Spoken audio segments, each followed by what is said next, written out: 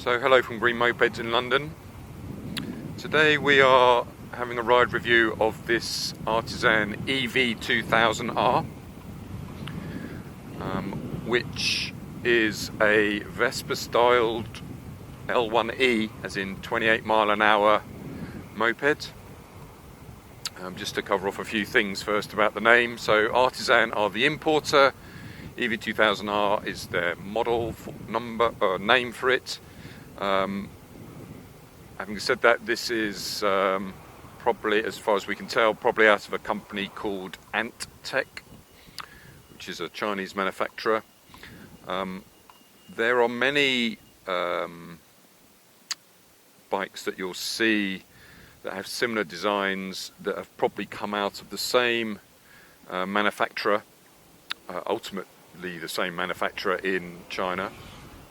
And this is probably one of them. So you might see, when we do our static review, we'll explain it more, but you might see that this bike will appear on other websites with different names.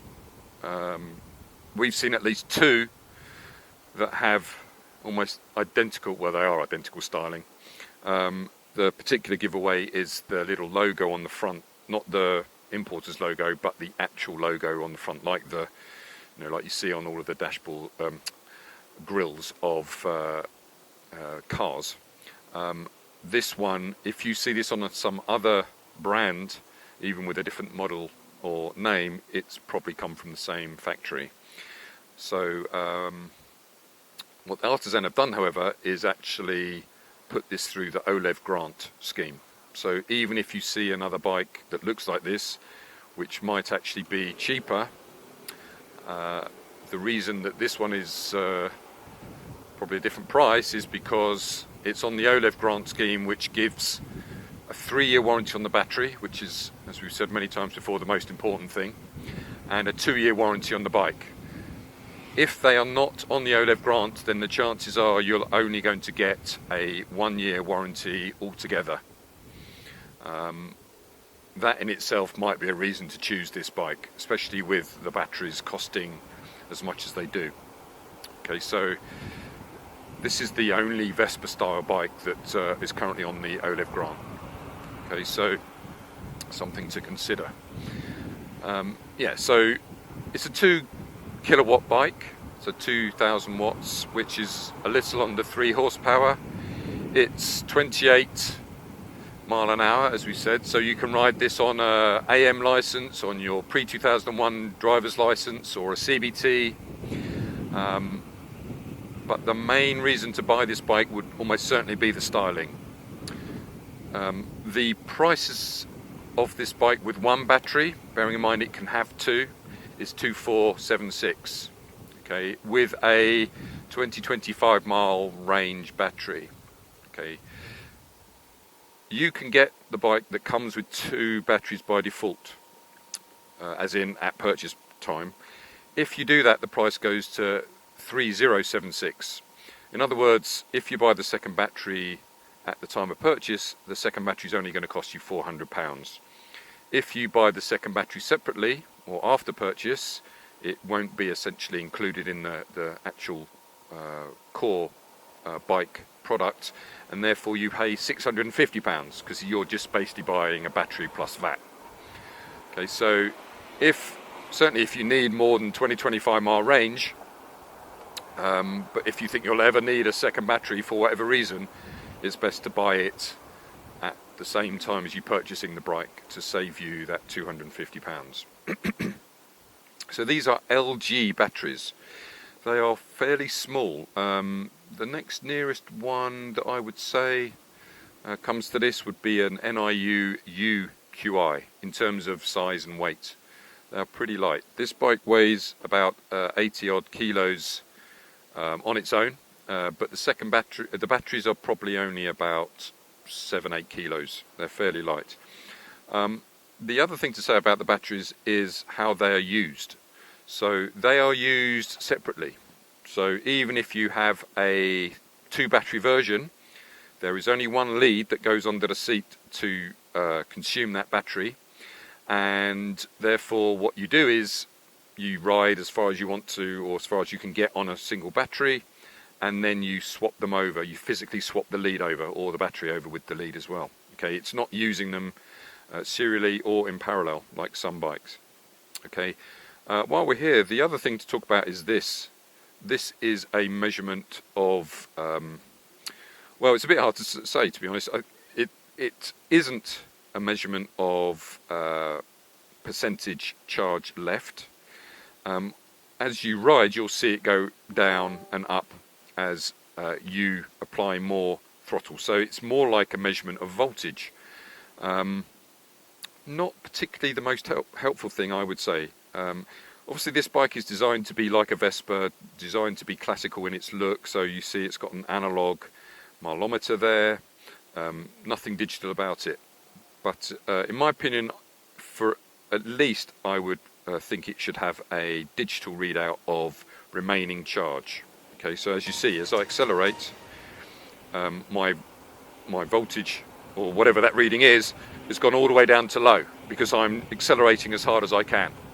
Okay, so yeah, an interesting instrument, but as I say, I think I would prefer something that actually tells me a tangible piece of information that I can use to determine how much range I've got left. Okay. So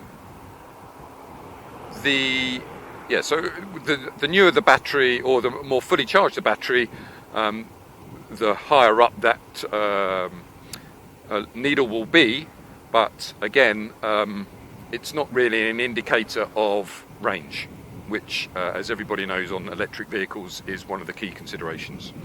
But apart from that, you know, it's fine. So 28 mile an hour, 2 kilowatts, 40 to 50 mile range with 2 batteries, 3076 with 2 batteries after the grant, as in that's the price you pay. Okay, there are some accessories that you can get on this bike. So Artisan have done a good job with taking the standard seat and giving you up to 8 choices of leather versus vinyl and colour. So the standard bikes come with a vinyl seat, so that would be black, white, vinyl or brown vinyl. But then you can upgrade your seat to leather for just £100, which I would say is actually quite a good price to have a nicer leather seat. Okay, so that will give you 8 choices. And then there are 4 choices of bike. This one is the Storm Grey. There is a Sky Blue. There is a quite a distinguishing green and a white. Okay, so quite a few options. Obviously, that's 32 different choices, combinations of colour and design. The other thing to say is that this bike comes with a rear rack included, chrome rear rack, which either makes the basis for a top box, or for you know, attaching something to with bungee cords or something like that. But they also, in terms of accessories, give you the ability to add a front rack with a fold down place to store more things, again with a bungee cord or something like that, as you would typically see on these sorts of bikes. Okay, so front and rear rack if required. And then that's £68. The leather seats are £100, as I said. And then the other option is a windscreen for another £100 if that's what you choose to have. Okay, so quite a few different styles and colour combinations that you can have on this bike. And as I said, the primary reason that people are looking at this bike is because of its looks. Okay, so you're not likely to come and compare a NIU to an Artisan EV2000 simply because the styling is so much different. Okay. So other things about it, it's 1.9 meters long, which makes it quite long compared to some other bikes, certainly like a CUX or something like that. It's certainly longer than a little CUX or an NIU MQI Plus Sport. It's certainly longer than that. It's also got the appearance of being wider, and that's because, you know, again, they've made the styling to look like a Vespa. So it's got big arches at the back over the wheels.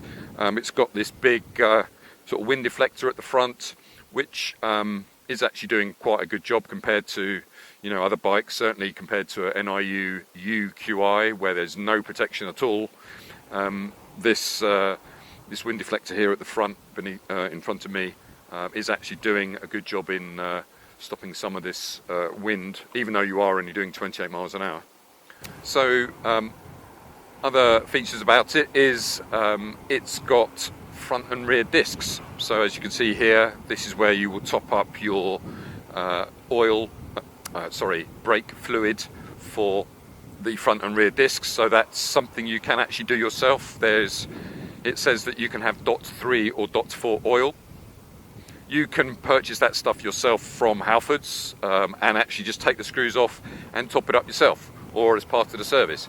Servicing, as we've said many times before, on electric bikes is minimal. Typically it is things like the brakes and then nuts and bolts. That is a typical service schedule for these bikes.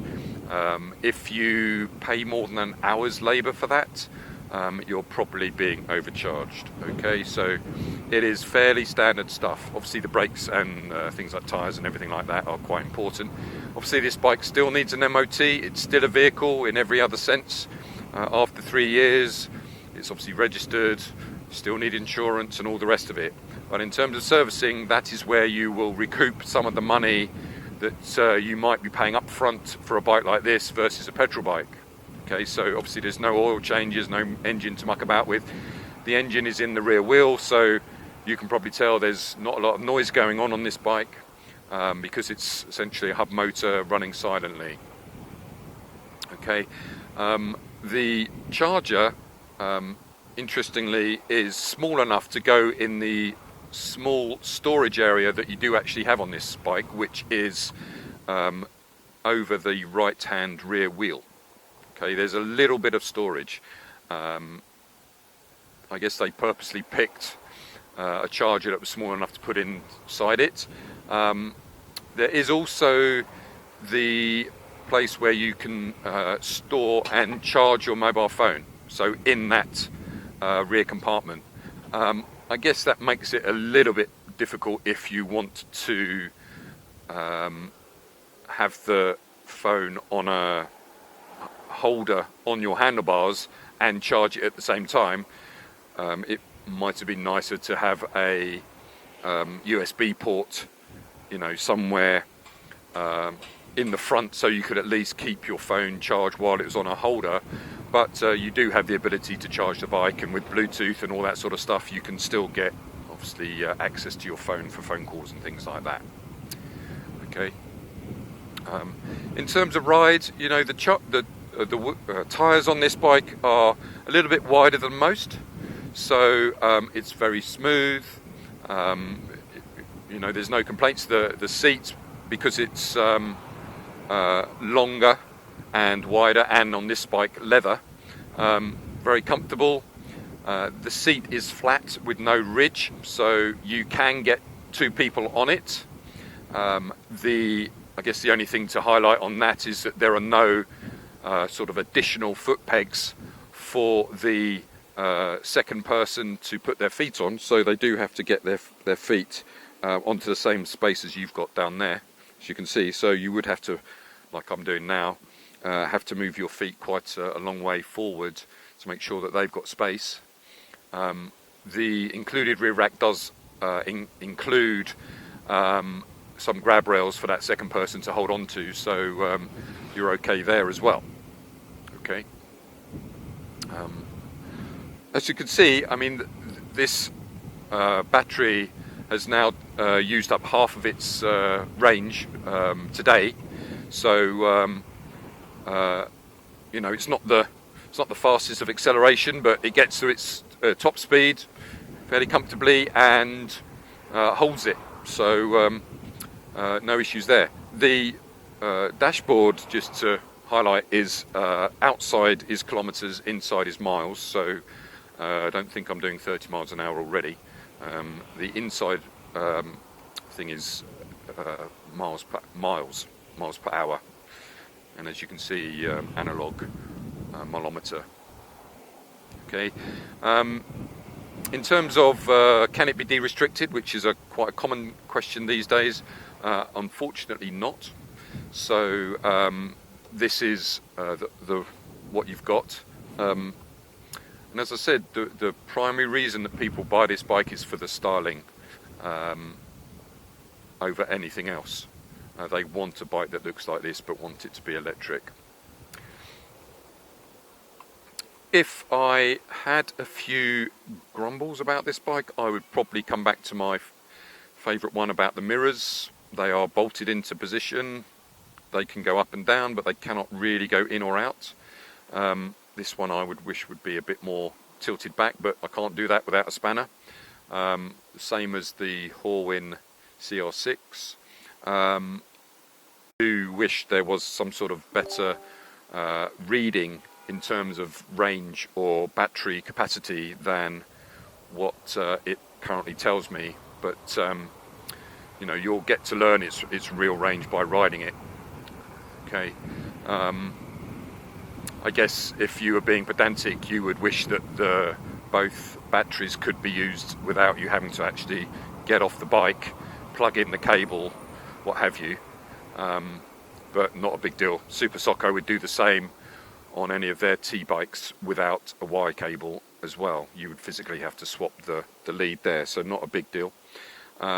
Silent indicators, again, it would be nice if they made some noise, but not a big deal. Other than that, if you want the styling and you're not looking for particularly a bike that goes over 28, then this could be a good choice for you, especially this one versus others. It's electric. Yeah. Electric.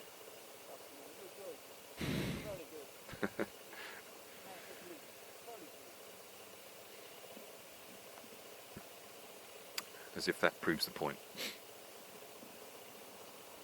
So I hope that's been useful. All in all, a sort of great inner city run around, you know, especially with most of London's roads now being knocked down to 20. Doesn't make a lot of difference whether you can go 40 or not, because you won't be able to do anyway. And for 2476, for what it is, maybe for that money you might expect a bit more range, but you know, it's perfectly fine for that sort of price. And with the savings that you're going to be making on all the other costs like maintenance and servicing, I think it's a fair price. So I hope that was useful. You're welcome to come and have a test ride in Teddington, and if you have any questions, please feel free to come and have a chat or email us at green-mopeds.com. Thanks very much.